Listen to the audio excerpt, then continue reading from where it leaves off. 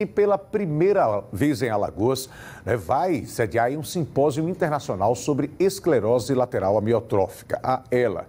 Serão mais de 15 palestrantes, entre eles o médico neurologista, Dr. Fernando Gameleira, com quem eu converso a partir de agora. Boa noite, Dr. Fernando. Primeiro, satisfação em recebê-lo mais uma vez aqui no estúdio do programa Cidade Alerta Alagoas. Pode-se dizer que é um marco, para a pesquisa da doença ELA, aqui em Alagoas, a realização desse simpósio internacional? Boa noite, Oscar. Obrigado pelo convite. Sem dúvida, é um marco aqui em Alagoas e é um marco até no país, porque esse simpósio dá início ao que será uma rede de pesquisa em ELA. E aqui em Alagoas terá o primeiro laboratório dessa rede. Então a gente vai usar os nossos recursos humanos, os nossos biólogos, que são de alto nível, para entrar nesse campo de pesquisa e entrar já no nível de excelência. De uma doença que é extremamente agressiva, doutor Fernando? Uma doença neurodegenerativa que costuma trazer uma sobrevida muito pequena para aquele que, infelizmente, aporta. É um grande desafio tentar chegar, se não inicialmente à cura, mas usando uma linguagem coloquial, a um freio para ela? Esse é o nosso objetivo. Eu considero que a ELA é o maior desafio da medicina da atualidade, porque é uma doença cujos mecanismos estão ainda começando a ser desvendados, com um impacto extremamente agressivo nos portadores, na família e na sociedade como um todo. Portanto, a gente espera fazer parte desse jogo, mas a gente também não tem ilusões de que será uma coisa fácil, nem de que os resultados serão colhidos a curto prazo. A gente sabe que vai contribuir, a gente está disposto a isso, mas a gente tem uma noção de que a realidade é uma coisa ainda muito difícil. Mas a gente sabe que para toda conquista tem que haver.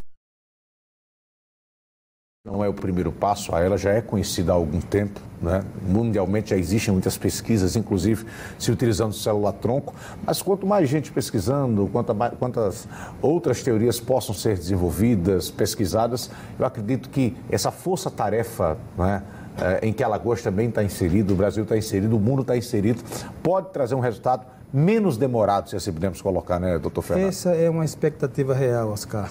E esse evento ele tem uma importância ímpar, porque além de ele ser de nível muito alto, ele marca o início dessa força de trabalho.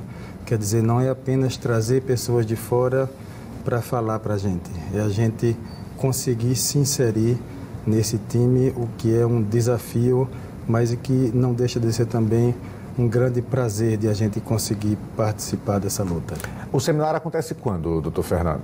Dia 3, 4 e 5, é amanhã, domingo e segunda. E teremos a participação, como a gente colocou agora há pouco, de pesquisadores internacionais, inclusive com videoconferência direto dos Estados Unidos.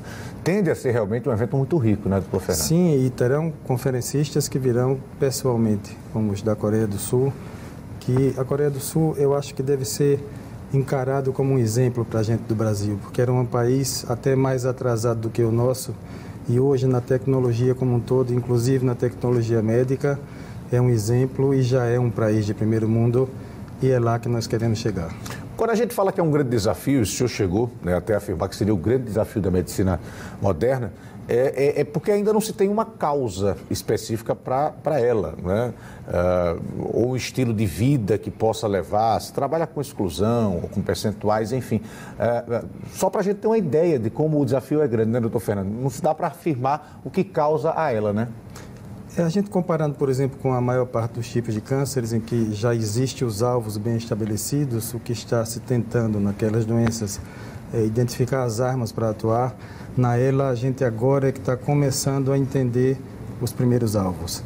Então, o caminho é muito mais árduo, mas os desafios existem para ser encarados e nós estamos dispostos a isso. Ela, como uma doença neurodegenerativa, aos poucos a pessoa vai perdendo a capacidade dos movimentos, E uma das perguntas mais comuns, e eu queria que o senhor falasse sobre isso, os músculos que são afetados são aqueles em que a gente tem o domínio, o controle sobre ele. No caso, o ato de abrir ou fechar a mão, de andar, nós controlamos isso. Mas, por exemplo, o coração, ele já não precisa da nossa autorização profissional, ele bate no ritmo dele. É por isso que a pessoa consegue manter-se vivo, respirando, consegue manter intacta a sua sanidade. Enfim, fala um pouquinho sobre isso, doutor Fernando. Ela afeta a musculatura como um todo e há algumas exceções, como a musculatura cardíaca, que demora já na fase final para ser atingida, como também a musculatura voluntária dos olhos.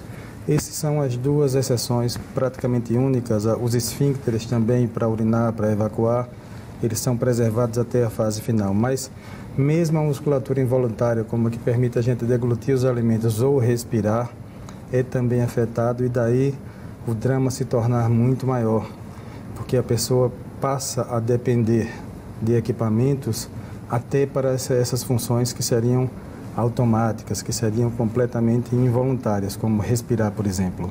E essa geralmente é a causa do óbito nas fases finais da doença, mas traz junto um sofrimento muito grande durante a fase intermediária para a fase mais avançada da doença em todos os portadores, praticamente. Pois é um tipo de doença que não afeta só quem a tem, né? Ele acaba afetando todo o meio ambiente, né? Que cerca aquela pessoa, e nós que já perdemos um companheiro recentemente, o Carlos Miranda, que hoje vemos o nosso companheiro Marcelino Freitas lutando pela vida, que temos o exemplo do Dr. Emerson Casado, né? Que há 5 anos, né? Encampou essa causa e vem lutando bastante, é um grande guerreiro. Acredito que um dos responsáveis pela realização desse seminário, né, doutor Fernando? O principal responsável, sem nenhuma dúvida, não só pelo seminário, quanto pela estruturação desse laboratório e desse grupo de pesquisa. Nós devemos isso a ele sem nenhuma dúvida, sem querer jogar cedo sobre ele, mas é a pura verdade. Ele nos colocou em contato com esses pesquisadores do exterior. Nós pudemos trocar ideias com eles, graças à iniciativa do Emerson, e todos esses pesquisadores se sensibilizaram muito com a história do Emerson, que conseguiu transformar da fragilidade humana dele e de todos nós em relação a essa doença uma grande força para fazer esse enfrentamento.